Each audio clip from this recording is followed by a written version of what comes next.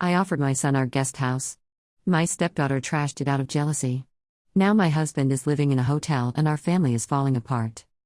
I'm Sarah, 42F, and I've been married to Mark, 45M, for 8 years.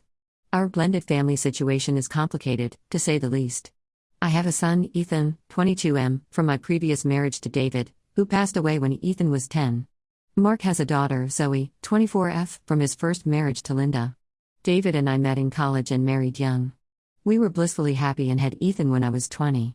David was a successful investment banker, and we lived comfortably. However, our world shattered when David was diagnosed with an aggressive form of cancer when Ethan was 8. He fought hard for 2 years, but ultimately lost his battle, leaving Ethan and me devastated.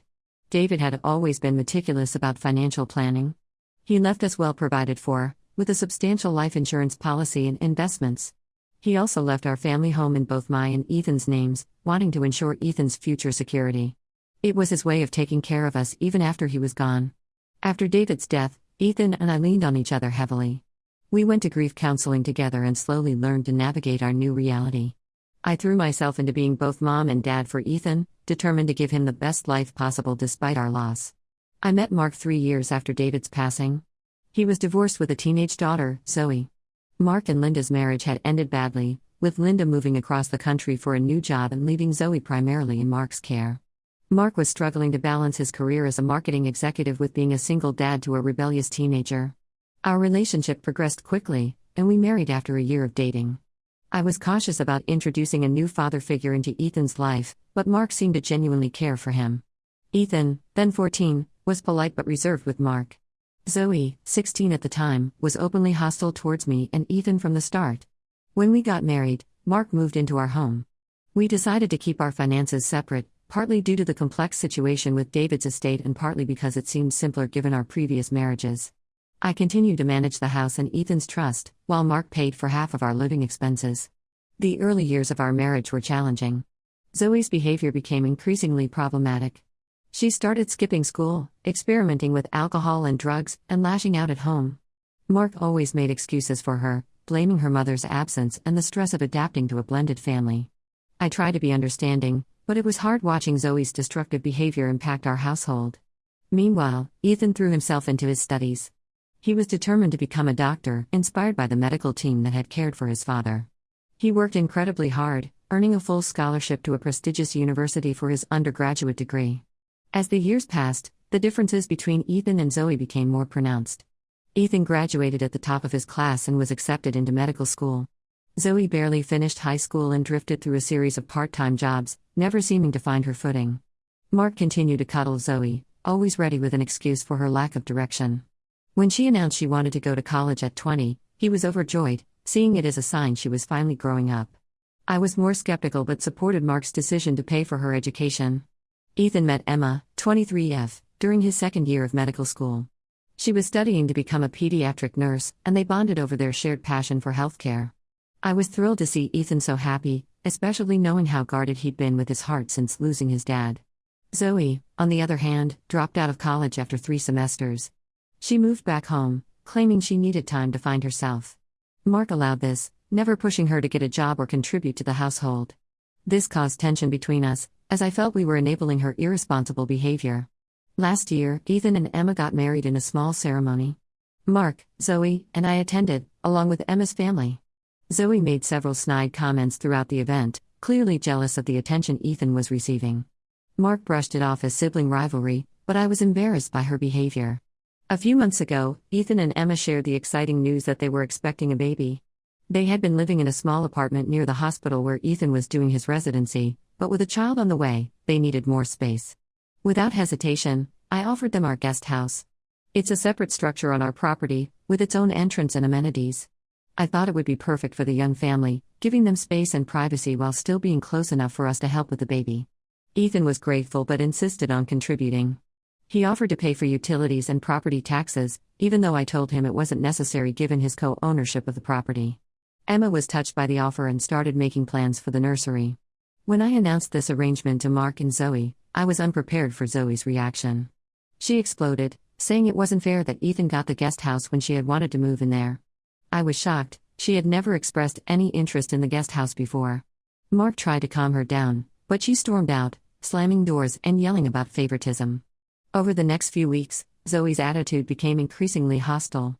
She made cutting remarks about Ethan and Emma whenever they visited, rolled her eyes at any mention of the baby, and picked fights with me constantly.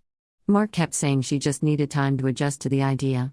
Ethan and Emma started slowly moving their things into the guest house, working around their busy schedules at the hospital. They were excited about setting up the nursery, with Emma's colleagues gifting them baby items and Ethan's grandfather's handmade crib taking center stage. Yesterday, I went to check on their progress, thinking I might help organize a bit while they were at work. What I found left me speechless. The entire guest house was trashed.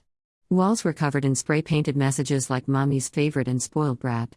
Furniture was slashed open, glass was shattered everywhere, and the nursery was destroyed. The crib was smashed to pieces, baby clothes were strewn about and ruined, and the walls were covered in cruel messages about Ethan and Emma. I was shaking as I called Mark home from work. We found Zoe passed out in her room, empty bottles of alcohol around her and a can of spray paint still in her hand. When we managed to wake her, she was belligerent, slurring that she had given the guest house the makeover it deserved because it wasn't fair that Ethan and Emma got to live there. I saw red. All the years of pent-up frustration with Zoe's behavior, all the times I'd bitten my tongue to keep the peace with Mark, it all came pouring out. I told Zoe she had 24 hours to get out of my house. Mark protested, saying she had nowhere to go, but I stood firm. I told him that if he didn't like it, he could leave too. Mark is now staying at a hotel, saying I'm being too harsh and need to calm down before making decisions. Ethan and Emma are devastated about the destruction, especially the loss of the crib, which was one of the few tangible connections Ethan had left to his father. They're staying with Emma's parents for now. I feel terrible about the rift this has caused in my marriage, but I can't forgive what Zoe did. Am I the asshole for kicking her out? Should I have been more understanding of her feelings? I'm at a loss and could use some outside perspectives. Update 1. It's been 2 weeks since the incident with Zoe in the guest house, and I want to thank everyone for their support and advice. Your comments helped me stand my ground during a very difficult time. After I kicked Zoe out, she went to stay with her mother, Linda. We soon discovered that Zoe had told Linda a completely different version of events. According to Zoe, I had always mistreated her and finally kicked her out for no reason, destroying her relationship with her father in the process. Linda, who has always been quick to believe the worst about Mark and me, called Mark in a fury, demanding that he fix the situation. Mark came home the day after the incident, still upset but willing to talk. I could see he was torn between his roles as Zoe's father and my husband. I showed him the full extent of the damage to the guest house, which he hadn't seen in the chaos of the previous day. I also reminded him of Zoe's drunken admission. Seeing the destruction firsthand, especially the ruined nursery and the smashed crib, seemed to finally open Mark's eyes to the severity of Zoe's actions. We had a long, painful conversation about our parenting styles and the issues in our blended family. Mark admitted that he had been too lenient with Zoe, always making excuses for her behavior. He confessed that he felt guilty about her mother leaving and had tried to compensate by being an easy parent. I shared my frustration at always feeling like the bad guy when it came to Zoe, and how her behavior had affected our family dynamics over the years. After much discussion, Mark agreed that Zoe needed to face real consequences for her actions this time. It was a difficult decision for him, but he realized that continuing to enable her would only hurt her in the long run. Ethan and Emma, after taking some time to process the shock, decided to press charges against Zoe for property damage. It wasn't an easy choice for them, especially for Ethan, who remembered Zoe as a young teenager when our families first blended. But the deliberate destruction of their baby's nursery and the irreplaceable loss of the crib his grandfather had made crossed a line they couldn't ignore. The police came to take statements and photographs of the damage. Zoe was arrested but released on bail, which Mark paid. He's conflicted about it, feeling like he's betraying Zoe by allowing her to face legal consequences, but understanding why Ethan and Emma want to pursue this course of action. An unexpected development came from Ethan's paternal family. When they heard about what happened to the crib Ethan's grandfather had made, they were outraged. Ethan's uncle Jack, who runs a successful contracting business, offered to completely renovate the guest house for free. He said it was the least they could do to honor Ethan's father's memory and to support Ethan as he starts his own family. This generous offer brought up a lot of emotions for everyone. For me, it was a poignant reminder of the strong family bonds David and I had built, and how his family has continued to be there for Ethan and me even years after his passing. For Ethan, it was a touching connection to his father at a time when he's about to become a father himself. Even Mark was moved by the gesture, saying it made him realize how much damage Zoe's actions had really caused. Mark and I have started couples counseling to work through the issues this situation has brought to light. He's realized that his enabling of Zoe has caused problems not just for her, but for our marriage and our entire family dynamic. He's committed to making changes and supporting my decisions regarding consequences for Zoe's behavior. Zoe herself has been notably absent from any attempts at reconciliation. She hasn't apologized or shown any remorse for her actions. Instead, she's been posting on social media about how toxic our family is and how she's the victim in all of this. It's frustrating to see, but I'm trying to focus on supporting Ethan and Emma and repairing my relationship with Mark rather than engaging with Zoe's narrative. The renovation of the guest house has started, and Jack estimates it will be ready before Emma gives birth. In the meantime, Ethan and Emma are staying with her parents, who have been incredibly supportive throughout this ordeal. As for Mark and me, we're taking things day by day. The counseling is helping, but there's a lot of work to be done. We're both committed to healing our family and moving forward, but it's clear that our relationship with Zoe will never be the same. It's not an easy road ahead, but I'm cautiously hopeful that we can come out stronger as a family. Thank you all again for your support and advice. It's been a great comfort during this challenging time. Update 2. It's been a month since my last update, and things have taken some unexpected turns. The renovation of the guest house is almost complete, and I have to say, Ethan's Uncle Jack and his team have done an amazing job. The place looks even better than before, and they've added some special touches that I know will mean a lot to Ethan and Emma. The legal situation with Zoe has become more complicated. Her court-appointed lawyer is trying to argue that Zoe was under extreme emotional distress due to years of perceived favoritism towards Ethan. They're pushing for a plea deal that would involve mandatory counseling and rehab instead of jail time, citing Zoe's substance abuse issues as a mitigating factor. This has put Ethan and Emma in a difficult position. While they want justice for the destruction of their property and the emotional toll it's taken on them, they're also worried about the stress of a drawn-out legal battle. Emma is in her third trimester now, and her doctor has cautioned her about keeping her stress levels down. They're torn between pursuing the case and wanting to focus on the upcoming birth of their child. Mark has been making genuine efforts to change his enabling behavior. He's been attending parenting classes focused on adult children and has even started volunteering at a youth center to gain perspective on healthy family dynamics. It's been challenging for him, especially given the complicated emotions surrounding Zoe's situation, but I'm proud of the progress he's making. Last week, we had an unexpected visitor. Zoe showed up at our door, tearful and asking to talk. Mark was ready to welcome her with open arms, but I was more cautious. We agreed to hear her out, but I made it clear that she wasn't welcome to stay. During our conversation, Zoe broke down and admitted that she had been struggling with substance abuse for years, something we had suspected but she had always denied. She said the destruction of the guest house was fueled by a mix of drugs, alcohol, and long-simmering jealousy towards Ethan. She begged for another chance, asking if she could move back in and promising to make things right. I could see Mark wavering, his paternal instincts warring with the progress he's made in setting boundaries. After a long discussion, we decided that we couldn't let Zoe move back in, but we would support her in getting professional help. We researched reputable rehabilitation centers and offered to pay for her treatment. Zoe initially resisted, insisting she could handle her issues on her own. But we made it clear that this was the only way we would consider helping her in the future. Eventually, she agreed to enter a 60-day inpatient program. When we told Ethan and Emma about this development, their reactions were understandably mixed. They appreciated that Zoe was seeking help but made it clear they needed time and space before considering any kind of reconciliation. The wounds from her actions are still fresh, and with the baby due soon, they want to focus on their growing family. As for Mark and me, we're cautiously optimistic. We're continuing with our couples counseling and working on presenting a united front when it comes to family issues. It's a difficult journey, but we're committed to making it work. The baby is due in just a few weeks, and despite all the drama, there's an air of excitement in our family. We're focusing on preparing for our grandchild's arrival and hoping that this new life will bring some healing to our fractured family dynamics. Update 3. It's been 3 months since my last update, and I'm writing this with a mix of emotions. Our family has gone through significant changes, some joyful and others bittersweet. First, the wonderful news: Emma gave birth to a beautiful baby girl, Lily, 6 weeks ago. Despite all the stress leading up to the birth, everything went smoothly. Ethan and Emma moved into the renovated guest house a week before Lily arrived, and they're settling into their new roles as parents.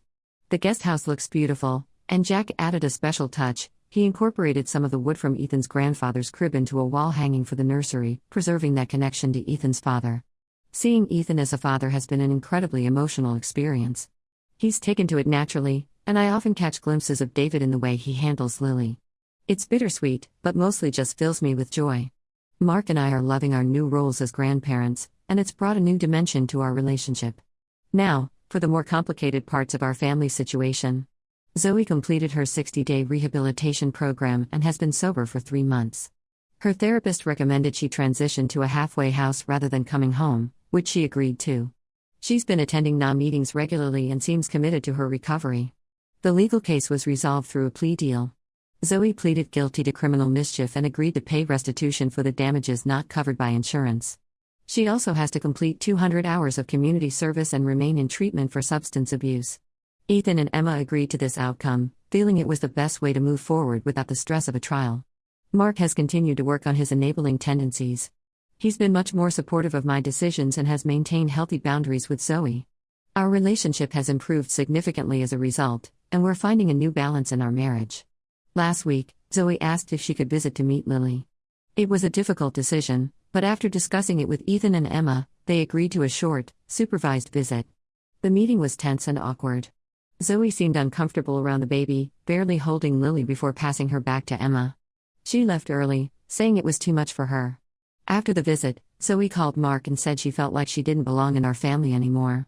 She's decided to move to another state for a fresh start when she completes her time at the halfway house. Mark is heartbroken but understands it might be for the best. He's promised to support her from a distance while respecting our family's boundaries. As for me, I have mixed feelings about Zoe's decision. Part of me is relieved that she's choosing to start fresh elsewhere, as the trust that was broken will take a long time to rebuild, if ever. Another part of me feels sad for Mark and the relationship he's lost with his daughter. It's a complex situation with no easy answers. Ethan and Emma are thriving as new parents, and our focus is on supporting them and enjoying our time with Lily. They've been incredibly resilient throughout this whole ordeal, and seeing them with Lily reminds me of the joy that family can bring. Mark and I are in a much better place in our marriage. The challenges we faced have forced us to confront long-standing issues and learn to communicate more effectively. We're both committed to moving forward and creating a healthy environment for our growing family. Looking back on this tumultuous year, I realize that sometimes the hardest decisions are the right ones. Standing firm on my boundaries with Zoe was difficult, but it led to positive changes for everyone involved. While our family's future is still uncertain in many ways, I'm cautiously optimistic that we're all on a healthier path forward. As we navigate this new chapter in our lives, with a new grandchild and evolving family dynamics, I'm reminded of something David used to say: family isn't always blood. It's the people in your life who want you in theirs, the ones who accept you for who you are, support you, and love you no matter what. I'm holding on to that wisdom as we move forward, focusing on nurturing the relationships that bring positivity and love into our lives. The journey ahead won't be easy, but I'm hopeful. We're taking it one day at a time, celebrating the small victories and learning from our mistakes. And at the center of it all is little Lily, a reminder of the love and joy that family can bring, even in the face of adversity.